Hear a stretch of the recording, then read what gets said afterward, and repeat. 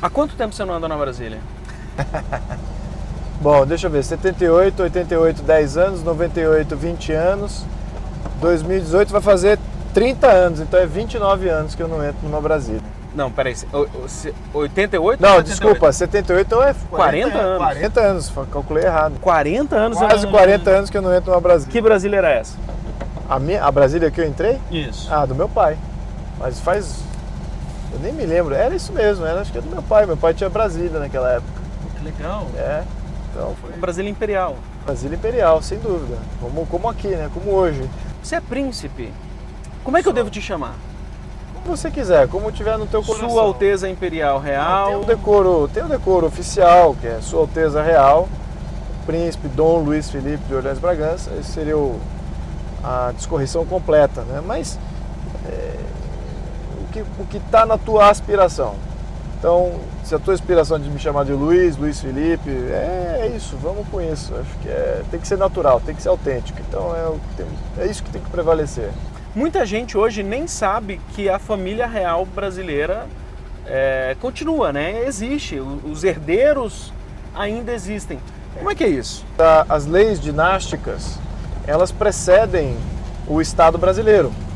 Então, todas as regras que são impostas numa família reinante ou não, essas regras já precedem a criação do Brasil e ainda continuam, independente do Brasil ser uma monarquia ou não.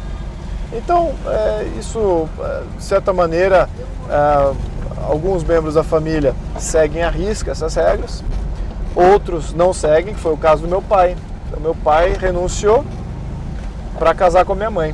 Então, essa aqui é a dinâmica e é a novidade, né? Que a sua mãe era uma plebeia. Uma plebeia brasileira, família brasileira. Enfim, o amor tem que falar antes, né? Acho que estamos aí no ciclo do coração, né? Acho que isso que tem ditado aí as decisões. É claro que a gente vai falar de política hoje, até porque você é cientista político. Sim. Autor de livro, está em Brasília lançando um livro sobre a política no Brasil. E começando falando de política, vamos falar obviamente lá de trás, mas eu quero falar da sua experiência pessoal. Você não está na linha sucessória? Não estou na linha sucessória. Eu sou sobrinho dos que estão na linha sucessória. Dom Gastão. Isso, Dom Luiz, Dom Bertrand. Então meu pai não está mais, ele renunciou, então eu estou livre. E aí nesse caso, que é por isso que eu falei que eu quero começar falando da sua experiência pessoal. Existe um movimento monárquico no Brasil que tem crescido. A gente viu nas manifestações, sempre tem um grupo, algumas cidades maiores, outras cidades menores, se identificando mais com a monarquia brasileira.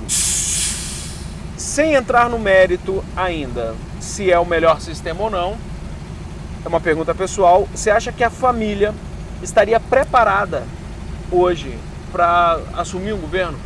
Sim, olha, a família real brasileira, ela é uma família brasileira antes de mais nada.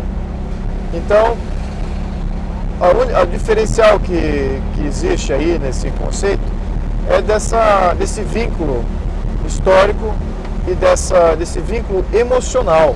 Isso afeta o nosso emocional profundamente, não tenha dúvida, todos. E a família é bem vasta, eu vejo que afeta a todos, assim, um pouco mais, um pouco menos, mas afeta. Então, mesmo os que afetam mais, eles entendem isso mais como uma missão e como um requerimento de estar sempre prestes a ter que prestar um serviço maior para a sociedade e para a nossa pátria. Então, isso sempre permeou. Ou seja, tem uma iminência na família de que a qualquer momento pode acontecer novamente. Exatamente. Então, isso aí sempre teve. Então, as noções históricas, noções de moral, noções de economia, de organização de Estado, de visão, isso sempre foi discussão e tema intrafamiliar. E isso que destoa, talvez, da maioria das outras famílias, né? Inclusive dos outros políticos. Que resolve ser político ou pensar em política já na vida adulta, às vezes com interesse. E eles pensam no político como, como eu vou adquirir poder para mim, eu vou me validar como alguém importante. A família não quer se validar como importante, ela quer prestar um serviço, ser relevante na prestação de um serviço. Se tornar um político, não é um ganho de status. E também, assim, do ponto de vista função, eu diria que é uma função diminuída. Né? A função do monarca é uma função cívica, é muito mais abrangente.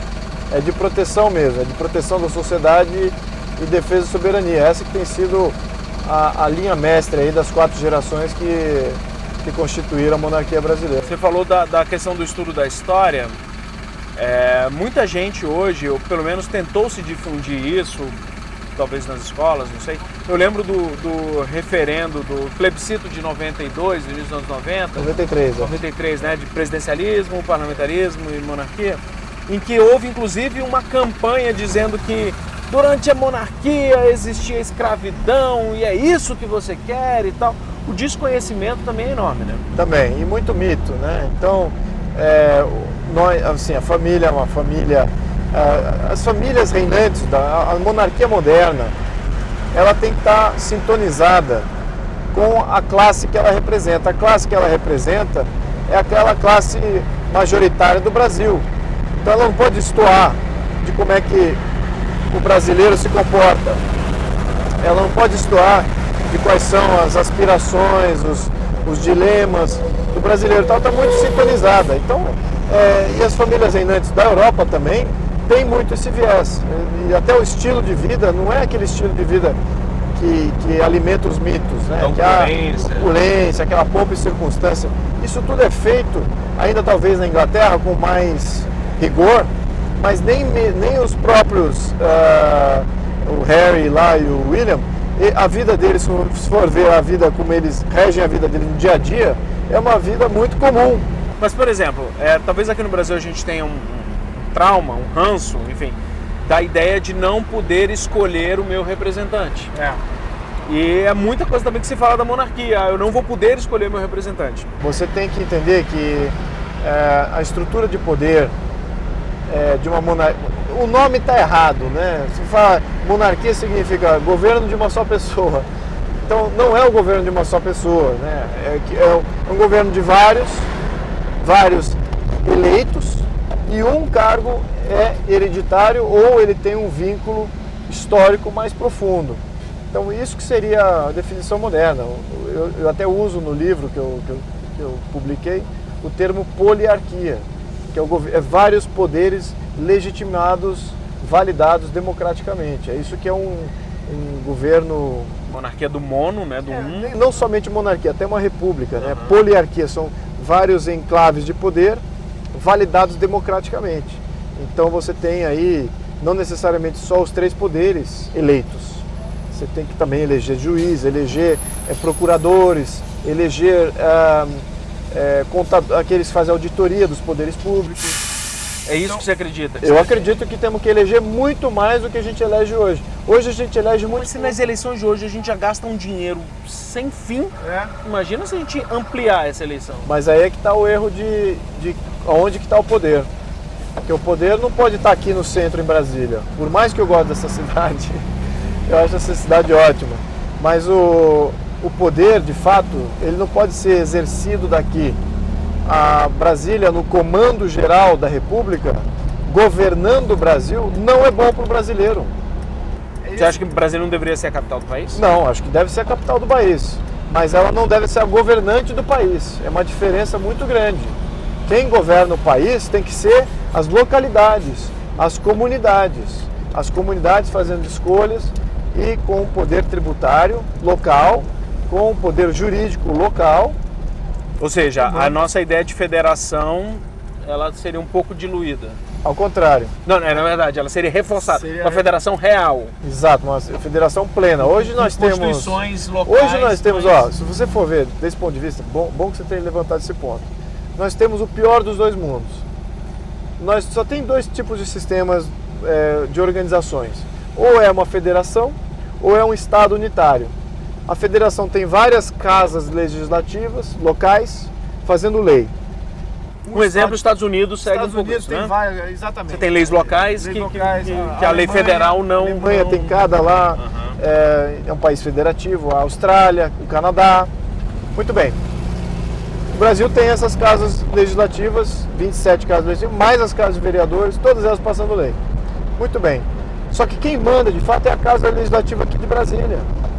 Então, nós temos... Nenhuma lei local pode contradizer Exato. uma lei federal. Todas as leis estão sendo feitas aqui, por Constituição. A Constituição, ela permite a intervenção de Brasília em todos os municípios. Então, você tem aqui um governo central governando o Brasil. Claro que você não vai ter uma lei que vai encaixar em todos os lugares. Não, é impossível isso. Uma lei boa para São Paulo não é boa para Caraboró. Exatamente. Planos nacionais. Aqui a gente está nadando em planos nacionais. Plano Nacional de Saúde, Plano Nacional de Segurança, Plano Nacional de Transporte, Plano Nacional de Lazer e de Esporte. Assim, temos aí uma miríade de planos nacionais e isso é garantia de mediocridade. Porque a excelência, ela só desponta quando ela, de fato, ela vem localmente e ela entrega um benefício local, que aquele local necessita. Então, você fala, já estamos no limite de tributação. O Brasil em pseudo-recessão, está estagnado. O governo custando muito caro e financiando planos nacionais que não entregam qualidade de vida que a gente está pagando. Porque a gente está pagando muito imposto, já deveria ter qualidade de vida. E a qualidade de vida há muito tempo. Há muito tempo.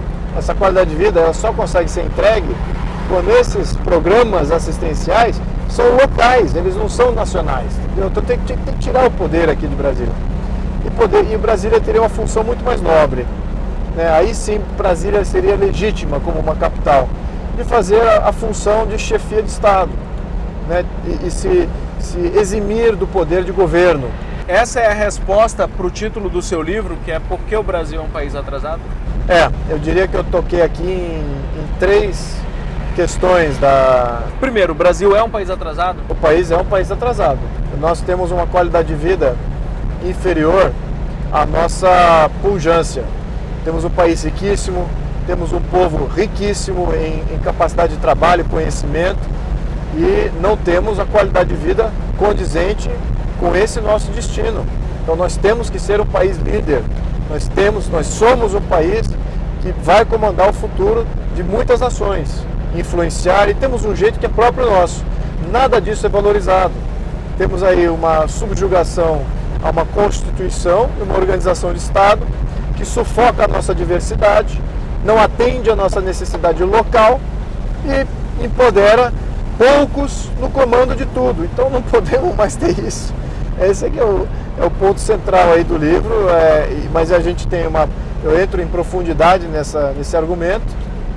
E o quarto item que eu acho que a gente também precisa entender, e aí fica não é uma função do Estado, mas sim uma mensagem aos munícipes, né? E todos aqueles autarquias interventoras, aqueles que geram e criam regulamentação, é que a gente tem muita intervenção na nossa economia. Essa é a quarta coisa. E a nossa intervenção na economia foi gerada exatamente para entregar estabilidade política, para financiar programas de Estado e dar qualidade de vida e tirar o povo da pobreza. E não integrou nada disso. Ainda temos instabilidade política, temos pobreza e a qualidade de vida não está aí. Então temos que entender que a gente tem que interferir menos na economia, deixar a economia fluir, deixar que de fato as comunidades e as pessoas em carência possam ascender socialmente por conta própria, sem ter ser dependente de uma regulamentação de Estado ou de um programa nacional de governo que vai só entregar a mediocridade. Então, meritocracia, sem dúvida, e experiência de ação local. É isso que a gente está precisando. Quando a gente fala em diminuição do Estado, em meritocracia, em economia livre, são bandeiras liberais que se aproximam muito do que se chama de direita. Sim. Você se considera um cara de direita? Sim, sou. Você acha que é o melhor caminho e por quê? Não, então, por que é o melhor para o povo brasileiro? Isso porque a experiência... Só justificar minha pergunta, desculpa. Sim. Porque criou-se uma ideia de que a direita ela é boa para o rico. Sim. Ela é boa para o príncipe. Sim. E ela é péssima para o pobre. Exato. E eu, como interlocutor da direita, talvez eu não esteja ajudando esse pleito. Porque vai ver, exatamente, é o príncipe que é de direita, é para ele que é esse negócio. Então já cria aí talvez um outro mito. Por isso que às vezes eu me removo desse debate, né? Mas eu tenho que dizer que eu sou porque eu estudo isso.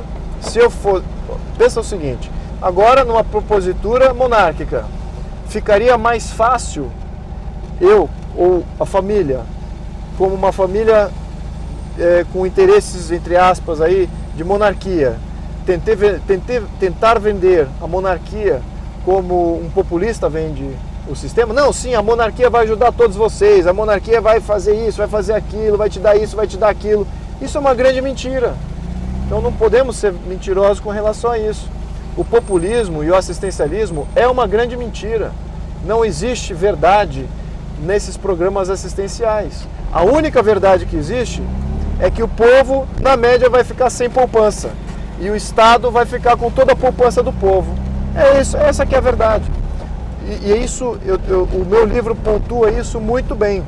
Ele demonstra que, removendo poupança da sociedade na média, você não vai entregar a qualidade de vida e você não vai tirar eles da pobreza. Isso que é a experiência assistencialista do mundo. E é exatamente o caminho oposto disso que gera riqueza. Quanto mais oportunidade que você gera, mais livre você deixa a economia, claro, livre de também oligopólios. Não é que o capitalismo é oligopólios e monopólios privados vão dominar toda a economia. Não é isso também. Tem que ter a gente para limitar esses poderes oligopólios. Acho que aí pode ser uma interferência de Estado válida, certo? De você quebrar, fragmentar oligopólios, fragmentar monopólios, sem dúvida. Temos que ter isso para ter um livre mercado de fato, certo? Então, tendo um livre mercado de fato e propriedade privada na mão da maioria, você tem toda a argamassa necessária, o humus necessário para brotar a prosperidade. Será que o povo está preparado para entender essa liberdade política e econômica depois de anos escravizado? A palavra está na sua boca. Mas o povo está sendo escravizado pelo Estado, não tem a mínima dúvida. Isso aí, quanto mais a gente conscientizar que nós hoje... E quando eu falo anos, não são as últimas décadas, não, são décadas. Não, exatamente, não é? 70 anos, 80 anos. Vamos fazer justiça aqui com relação a todos os partidos políticos. Os partidos políticos que estão aí não são bons, a gente sabe disso, mas são eles culpados desse sistema autocrático que temos? Não, eles são mais um dos ocupantes desse poder na nossa geração. Passa uma geração passada, existiam outros poderes também oligárquicos, controladores, e nós, povo brasileiro, nunca exercemos a nossa liberdade política e a nossa liberdade econômica. Nunca. Então perdemos a nossa direito à propriedade em 1934, com a Constituição de 34. E desde então fomos perdendo cada vez mais direitos à propriedade e à poupança privada. Isso que é o fato do Brasil. Mais impostos, e nós não conseguimos remover um imposto, revogar, o povo brasileiro fazer um baixo-assinado e revogar o imposto. Não tem, o imposto só cresce. A taxa de luz está aumentando. Tudo, a taxa de luz aumenta e você não pode fazer nada sobre isso. Tem que pagar a luz. Então, se você não paga a luz, o que acontece? Você não tem opção. Então, isso não é capitalismo. Capitalista você tem que ter opção. Então, já está errado esse conceito que a gente vive um modelo capitalista. A gente não tem um modelo capitalista, a gente tem um modelo socialista. E o que a gente está vivendo nesse momento é a derrocada do sistema socialista que foi implementado desde 34 e hoje de 88 em diante. Nós temos refinado esse modelo com muitas estatais, 149 estatais, controle de preço, bancos estatais, controle da moeda, controle dos juros, tudo isso na mão do Estado, não está na mão do mercado, da sociedade. Falando de Brasil, o Brasil precisa se tornar um país de primeiro mundo, adotando esses mecanismos que eu acabei de falar, uma Constituição menos interventora, que interfira menos na nossa sociedade, que regule menos a nossa atividade econômica e que restrinja o poder da burocracia, o poder dos políticos. Esse sim é o poder que tem que ser restrito. Mas depende deles, essa Exatamente. mudança. Depende. Porque, ao que parece, o povo na rua não assusta mais ninguém. Mas acho que assusta sim, porque no minuto que essa indignação for projetada aos representantes, os donos da caneta, eu tenho certeza de que essa coisa muda e muda rápido. Então é questão de você materializar essa Porque visão. lá em 2013 foi feita uma manifestação super espontânea, parece que assustou, mas os caras logo deram um jeito de contratar fulano aqui, nananana, e morreu. Quando você, por isso que eu não vou me eximir aqui e eu não vou ter papas na língua em dizer que o povo brasileiro, ele ainda é escravo, certo? Só que dessa vez não é escravo do dono do engenho, ele é escravo do Estado, ele é escravo do sistema político brasileiro. Quando o povo brasileiro entender isso, ele vai se rebelar. E quanto mais pessoas entendem isso, a indignação sobe. A indignação coletiva hoje está no seu ápice. E é uma questão de ter uma centelha e um foco, que ele pega fogo tudo de novo. Então, é isso que quem que vai estar segurando essa peteca quando esse foco, essa centelha forem acesos, né? Então, eles têm que pensar nisso. Mas esse pessoal que está aí agora no Congresso, no Executivo, Legislativo, no Senado e Câmara, esses precisam sair. Então, 2018 é muito importante para a gente. Essa era a minha pergunta. Qual não sei se a palavra certa é previsão, mas perspectiva talvez, que você tem de 2018? É preciso renovar 100%? Tipo, não vote em ninguém que já esteja nessa cadeira? Tem muito deputado bom, tem muito deputado honesto, tem muito deputado e senador honesto. Agora, eles sabiam de tudo que estava acontecendo. Eles eram cúmplices. Peraí, tem muito deputado e senador honesto, você está falando da Alemanha, né? Eu estou sendo bonzinho com um número até maior do que eu deveria de senadores e deputados. Mas existem de senadores e deputados bons, então eu não posso pecar em generalizar. No entanto, podemos, como povo, ser conservadores e determinar que, já que não sabemos de fato quem são os bons, porque o sistema não se limpou, o Senado não consegue se limpar, deveriam ter tirado o Aécio de senador, não fizeram isso. A mesma coisa na Câmara de Deputados, a mesma coisa no Judiciário. Então o sistema não se autolimpa das maçãs podres. Então todo o sistema sim, temos que remover todo o sistema sim. Essa que é uma pré-condição. A população já está nessa frequência. Então eles querem fazer uma ampla renovação. 100% eu diria que seria ideal, mas realisticamente a gente vai atingir isso? A gente sabe que essa informação, esse programa, por exemplo, não vai atingir 100% das pessoas, né? Então vai atingir um número limitado. Aqueles que vão ser influenciados porque que a gente está falando aqui, é mais um tijolinho construindo a ideia deles de que realmente a gente precisa de uma renovação bem ampla. Mas tem muitos que não vão assistir isso, que vão ser encantados pelo canto da sereia do horário político eleitoral, quando esse vier à tona em 2018. E aí caímos aí ainda no mesmo problema, né, de estar elegendo gente que não deveríamos estar elegendo. Mas não é só eleger gente nova, precisamos eleger ideias novas. Ideias, isso que eu estou ventilando aqui com vocês são ideias novas para o Brasil, não são ideias que existem. As ideias que existem é essas que a gente já entende de eu vou fazer tudo, eu vou salvar a pátria, me dê mais poderes que eu vou resolver esse negócio com um plano nacional maravilhoso. Isso não é o caminho. Então, a gente falou aqui de 2018 no Legislativo, mas todo mundo inevitavelmente, a briga já começou e começou forte para a gente terminar no Executivo. Qual seria a sua perspectiva? Nenhum do Executivo que está se apresentando agora reflete isso que eu estou falando para você. Então a gente tem, eu espero até que nós elejamos um executivo fraco, um executivo que não resolva fazer as coisas, porque ele é o problema. O executivo tem que parar de fazer coisas. E eu espero que a gente eleja um legislativo forte. Por quê? Porque com as ideias certas. Porque através de um legislativo forte, você consegue pautar as mudanças constitucionais, as emendas constitucionais, assumindo que a gente tenha uma ampla renovação no legislativo.